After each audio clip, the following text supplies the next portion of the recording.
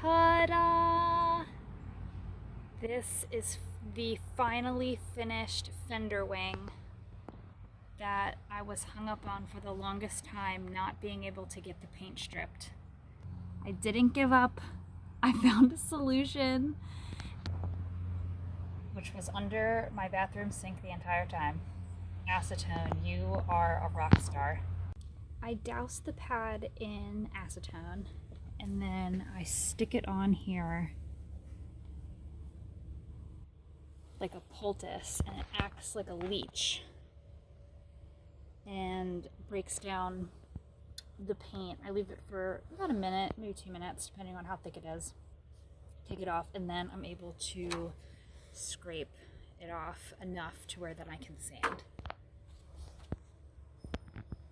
So smooth and a beautiful sight.